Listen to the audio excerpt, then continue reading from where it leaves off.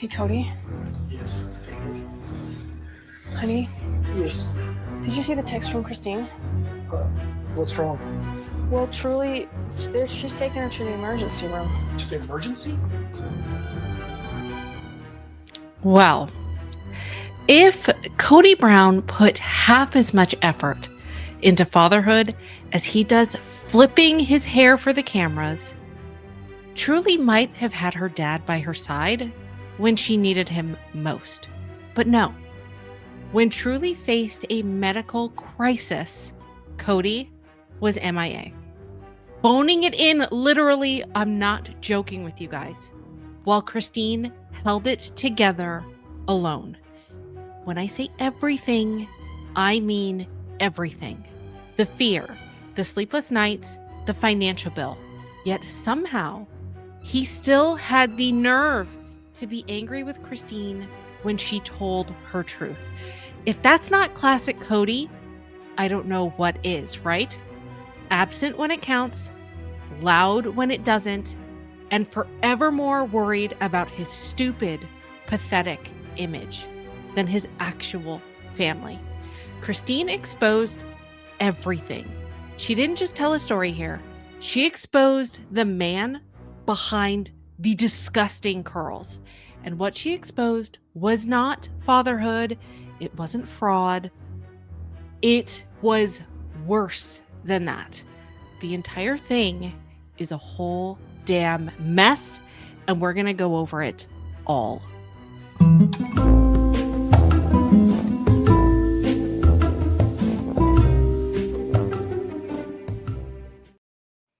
Hey guys, welcome back. It is so good to see everyone. Thank you for coming. Thank you for being here. It's going to be a good one, okay? This is basically part 2. Hi everyone. I see you guys. If you could give this video a big thumbs up, I would appreciate it. This is a second iteration. We talked about Robin yesterday. We're going to talk about Cody today because there's some things that we need to point out that make me absolutely livid. And let's start with this, okay? Cody, as you know, he lives and dies by his image. On Sister Wives, before their move to Arizona, he sold himself as this quirky, chaotic, but ultimately devoted patriarch who just wanted to love his kids and his wives in this complicated and messy world, right? He performed fatherhood like it was his role that he studied for, complete with exaggerated moves and staged affection and lines that sound like they were memorized in a bathroom mirror before filming. But to the camera, right, he was like this doting dad back in the day. I'm not talking about the last 4 years, but back in the day, that he was a concerned partner, that he was a man with too many kids, but somehow still had this endless love to give. But behind the curtain, the reality is rotten. And Christine has been exposing the whole thing. She has been exposing this in her audiobook. Okay. If you guys have not, I'm telling you, get the free 30-day trial of Audible. It's linked in the description. That's what we're going over today. Things that Christine let us know in her book, which is absolutely infuriating. And it makes us go back to the scene. And I'm going to tell you why. Now, we already dragged Robin in the previous video, right? And if you missed that installment, I will link it in the description below. But today we really need to focus on Cody's role in this whole disaster. Because when Christine revealed that Truly was gravely ill and required urgent medical care, Cody didn't step up the way that any father, or honestly, any halfway decent human would. Okay? Let's just go over this again. I want to hear what you guys are saying because it's important. Okay. Let's go back to this part where Cody wants to hide out in Robin's room and Robin's the one that has to tell him, hey, your daughter is in the ER. Listen to this again. Let's watch this. Hey, Cody. Yes. Dang it. Honey, Yes. did you see the text from Christine? What's wrong? Well, truly, she's taking her to the emergency room. To the emergency? Okay. This I found very interesting. I want to go back to this right here. And, something seemed off about this scene, and I wanted to know why, but one of you guys pointed this out, and I think it is brilliant. Hold on, let me find it. Let's see. It is, oh, look at this. Read this, okay? This is from Marie. She said, notice when he gets off the bed, he puts his hand to the pocket where his phone is, but doesn't take it out to check his messages. He'd probably already seen Christine's message, but decided to have a nap was more important. Just my opinion. Okay, Marie, let's look at that again. We're going to look at that together as a group. Okay. Capiche? Do you guys hear this? So, and it seemed weird. So here he is. Robin saying, hey, did you get the message? He's grabbing his phone. He knows. He saw it. He's not even checking the phone. And he goes. That is fascinating. And I think that that's very astute. What do you guys think? Do you agree with Marie? I think she has something here. I think that that's very interesting. Do you guys? Because I do. I think that's super interesting. Okay. I think that hold on, let me move that one. I want to see what you guys are saying. Kathy said, yeah, now he looks concerned because it's on camera. Yeah. And Albria said, yup, he knew something was wrong. His first reaction. What he said was, Robin, open the door. Yeah, something seemed kind of off there, did it not? I think so too. Okay. So here's the thing. Let me just move that up there. What we didn't talk about before, and what I told you that I wanted to roast him and drag him on, because I went over this scene, and now that we heard Christine's truth all these years later, here's what's not sitting right with me, and I don't think that we talk about this enough. Cody didn't sit with his wife at the hospital either. Okay? Listen to this. He knows that this is him being clueless. Listen to him here. Listen to him. So our family pediatrician sends Truly's to the emergency. I'm like, that's pretty serious business. I can't imagine what's going on. Truly didn't look good. Yeah, no crap. No crap, she didn't look good. The fact that he's clueless here. Look at his face. You would think that he's acting like this is important, right? He's acting like this is important. But he does more, okay? This is what is sickening. We talked about it before, that he basically is doing the bare minimum, right? He didn't cover any of the medical expenses. He left Christine not only to comfort Truly by herself, but also this crushing financial weight that she had to figure out on her own. That is not right. It's not right. So the gap between camera Cody and the real Cody is infuriating, because what we're looking at, it isn't just this man that's making bad choices. This is a man who is addicted to performance. He's allergic to accountability and utterly incapable of stepping up into the role that he pretends to embody. It's infuriating. Okay? Because this hospital incident is where the mask really slipped. Christine, I don't think you guys understand. She was left alone while Truly was being treated for kidney failure. Alone. Let's just go over this again. Seriously, listen to him. He knows that Truly is going to be admitted into the hospital. Okay? Listen to this. Mr. and Mrs. Brown, you are staying here in the hospital, Truly staying here. We think it is acute kidney failure. In other words, they've just stopped working right now. Now, all of a sudden, we're being admitted to the hospital, and I think she's going to be here for a long time. Okay, I just want to go back to what he said in the beginning. At this point, listen to what he says. Mr. and Mrs. Brown, you are staying here in the hospital. See, the thing is, he didn't stay in the hospital. Cody wasn't really anywhere to be found. He wasn't camped out in a stiff hospital chair. That's not where he was. You're going to see that in a second. That's something that I wanted to revisit. And that's why I was like, this requires its own separate video. Okay. He wasn't in a stiff hospital chair. He wasn't holding Christine's hand. He wasn't whispering reassurance in Truly's ears. He wasn't pacing the halls. I mean, I'm sure eventually he did go to the hospital? I'm sure he did. But I'm talking about in the very beginning. He wasn't there bringing Christine coffee or relief. Christine carried the weight of this crisis entirely on her own back. And instead, Cody, he stayed away. He received updates through Christine's phone calls, updates that she had to make in between advocating for her daughter's care and managing her own terror. I'm not kidding you. We're going to go over that. And this, I mean, I know that you guys have all seen the scene, but going back over it again is infuriating. And you're going to see why here in a second. Okay. So remember, he was just saying, Mr. and Mrs. Brown, you guys are going to be in the hospital. Well, that's not what happened, because here is Christine admitting that she was there all by herself. Listen to this, because this is going to enrage you. It did me. Night was spent praying the whole night and being woken up all the time. I mean, Truly kept saying, come cuddle with me, come cuddle with me. And so I'd climb in bed with her, but I can't stay in there because it's not safe. And so I'd have to get back in the other bed and wait there and just laying there and just watching her. Did that sound like Cody was there too?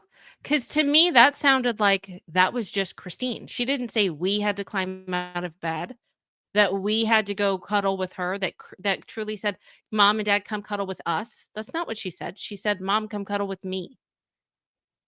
Right? Which to me, obviously, the deduction is that only Christine was there. Are you guys seeing that as well? So think about the psychology here. When a child is sick, most fathers have an instinct to overcompensate. They hover. They insert themselves everywhere because the thought of not being there is usually unbearable. For Cody, the thought of being there seemed too unbearable to even go. Why is that? Let's be brutally honest. Why? It wasn't ego. It was Robin. Because Cody had just been away from her during that girls' trip. And rather than make up for the lost ground with Christine or Truly, he doubled down on his priorities instead of Truly. He chose to stay close to Robin and her kids, as if their comfort outweighed the fact that his own daughter was lying in a hospital bed. Why? That's betrayal. It wasn't just neglect. It was favoritism in its ugliest form. Cody wasn't absent because he didn't know what to do. He was absent because he didn't want to leave Robin's orbit. And in his mind, I don't know, was he thinking that Christine and Truly were obligations while Robin and her kids were a reward, and Cody had already been away from his lady love and he didn't want to be taken away? What is that?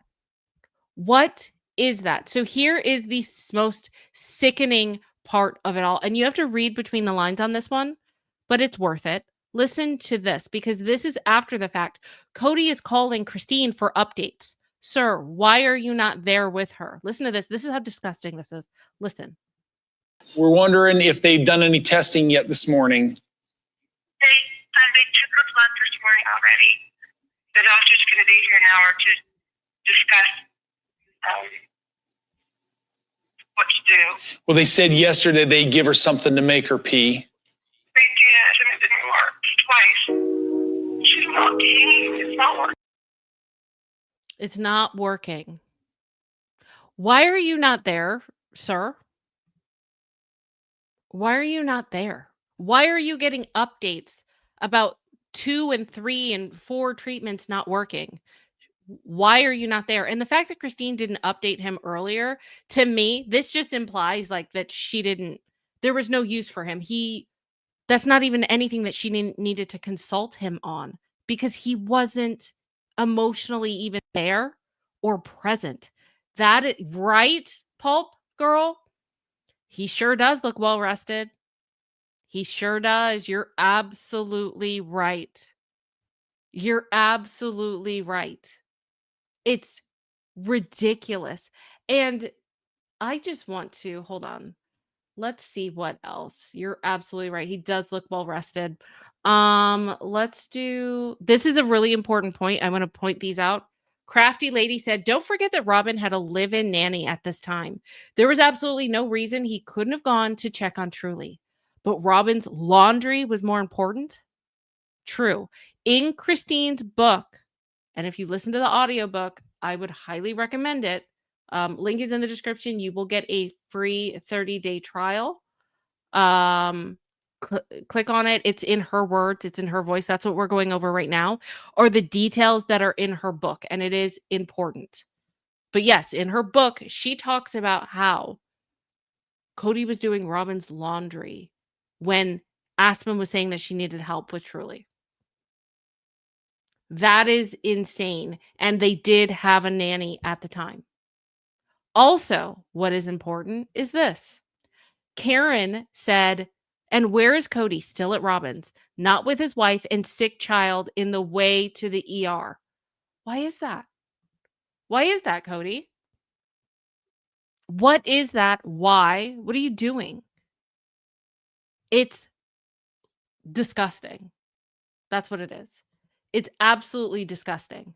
Okay, let me keep going because there's a couple of things. You guys still have some excellent points. But here's the kicker. Even with all of this, right? Kody didn't even help pay for Truly's medical bills.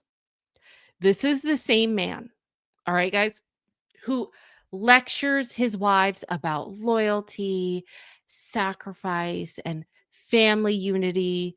This is the same man who insists on financial control when it benefits him, who happily funnels resources into Robin's household, who demands the authority of the provider, yet when his child needed medical care, suddenly that provider role vanished for some reason. Isn't that a coincidence? Let's call it what it is, guys. This is a man who wants the credit of being a father without the cost. Covering a medical bill isn't just about money. This is saying, hey, this crisis belongs to me too. I am here, even if it's just symbolically. And Kody's refusal is a rejection of that symbolic role. And that's the thing. Kody wasn't just absent from the hospital room. He wasn't just absent from responsibility itself. This absence in a moment like this was his choice. Him being flippant in nature. It was his choice. And this is where Kody's narcissism, I think, shows itself in high definition. Because when Christine finally confided in Robin, right? This is in the book. Telling her flat out, if Truly had died, I would have left Kody. We talked about it yesterday. What did Robin do? She ran to Kody and tattled. And instead of taking that gut punch as a wake-up call, as it should have been, Kody got angry. He got angry. And it wasn't at himself. Not at his failure as a father or as a husband, but he got mad at Christine for daring to expose the truth. Really, Kody? Really? Now, this scene, we talked about it before, but I want to play it again because even though this is years later, it's still the same mentality of Kody like 15 years prior. This is basically when Christine came to him and all of this mess. This is basically essentially how he responded. Yeah. I feel like, as we have seen, they're trying to blame Robin. Janelle has even been going, oh, Robin, this broken dove that Kody has to protect. From all the ass, yes. I feel like they have all been absolute ass to her. And what's weird is they're ass me, and I just put up with it. Well, what is that? What is it that just happened, Kody, with you? Is that not a-hole behavior? Can we call that out? Are we allowed to call that out? But that's the thing. That's the narcissist playbook in action. He flips the script. He rewrites the story. He makes the victim into a villain. How dare Christine say he wasn't there? How dare she damage his reputation? In Kody's world, the truth is dangerous because the truth always unmasks his performance and shows exactly who this man is. Right, Kathy? Right? Kathy said, Kody, you were the problem. Kathy also said 92 watching, 39 likes. Oh my gosh. Can you guys like the video, please? I would appreciate it. We are really low on likes there. Holy moly. Maybe you guys are just so into the video. I get that. But if you could pause, like the video, I would appreciate that. Also, I thought that this was very interesting. Hold on. Let's do this. This is so good. Listen to this. This is from MM. MM said, "How ironic is it that Cody said it's like a knife in my kidneys when no, sir, it was a knife in Truly's kidneys. She almost died of kidney failure because of his failure as a parent. That never would have happened if he had cared for her, because what parent doesn't tend to their child when they're that sick?" Excellent point, MM. And let's just play this one. Just a knife in the kidneys over all these years. And the sacrifices that I made to love you. I'm just going to leave this right here. I'm going to leave that right there. Let us marinate on that for a second.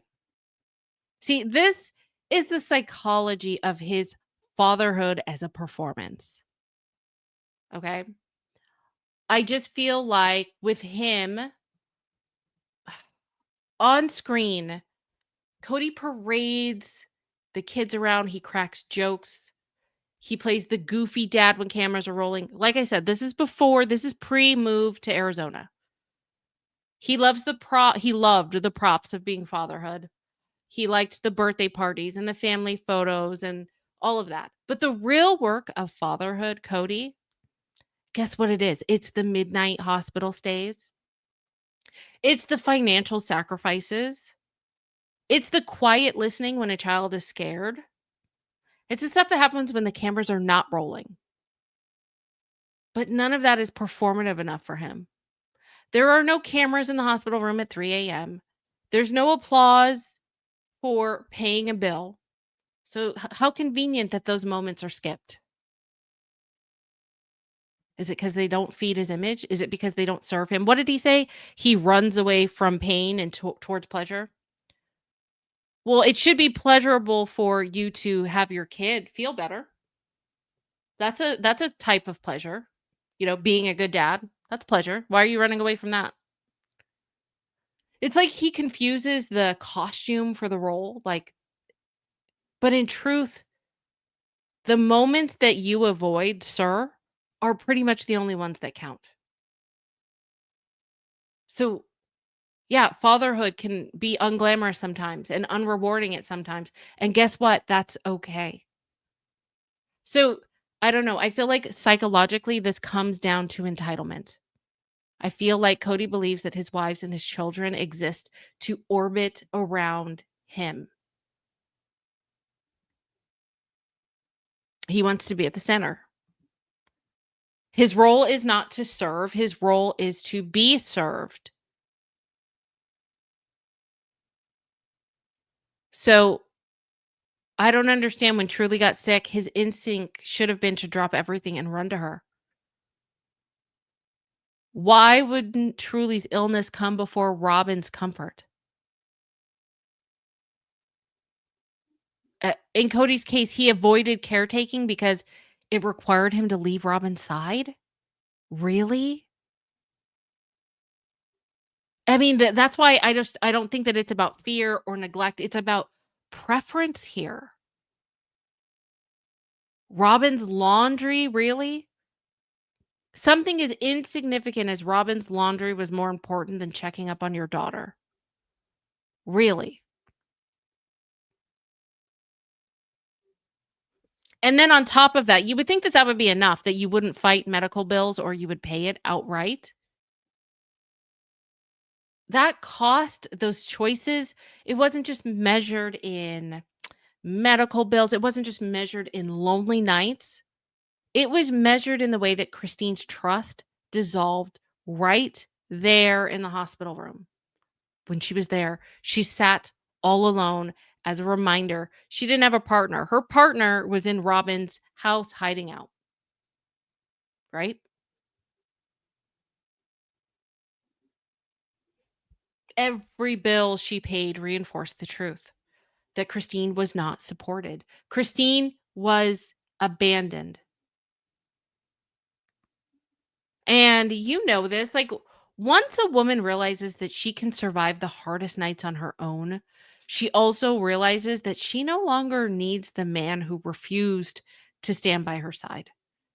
I know that this was one of the breaking points for Christine because she put it in her book. So, Cody, sir, you had one job, one in this instant. Uno, one. Show up for your child. That was it. Why are you getting messages like this? Why are you not there with Christine? Hi, we're wondering if they've done any testing yet this morning. Why are you not there? Why are you wondering? You shouldn't have to wonder. You should be there. You had one job. Be there. Have your golden curls up in that hospital chair and sit there and wait for updates. This is important. This is important. Ridiculous. And pretend. If you really don't care, pretend. But you couldn't even manage to do that. You, this self-proclaimed leader of a family, the man who bitches on and on about that he needs sacrifice and he needs loyalty. Pulp girl, right. Isabel's surgery was the final nail in the coffin. Agreed. Agreed. You couldn't even drag yourself to the hospital bed to support your wife and daughter. You left Christine to do it alone and then had the audacity to be furious when she told the truth. If you want to be the patriarch, if you want to be this king on this throne, this great father, then you shouldn't be getting updates through phone calls like some deadbeat uncle that's 3 states away. Why weren't you at the hospital, sir? Why weren't you there holding Christine's hand and reassuring truly, sir? Why could you not prove that Robin's comfort at this point was on the back burner and that she wasn't a priority in this moment, sir? But that's the thing. Here's the answer. We know the answer, guys. We know it's simple. Because Kody Brown, we know this. Kody Brown doesn't know how to be a father. His ass only knows how to play one on TV.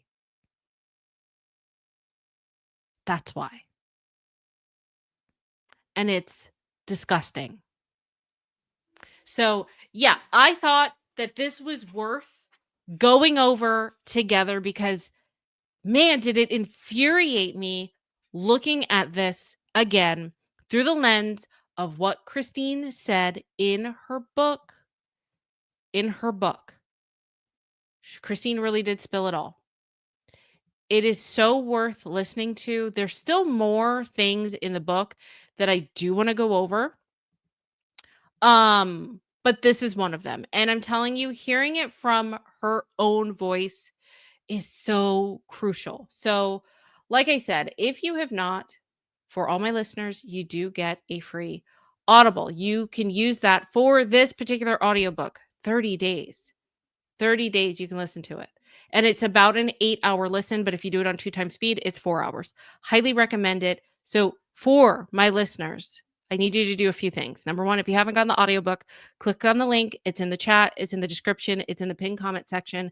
Get it if you haven't. For those of you that are like, oh yeah, I forgot I need to get it. Do it now. It's so worth it. A lot of what we're going to be discussing are just little tidbits from the book.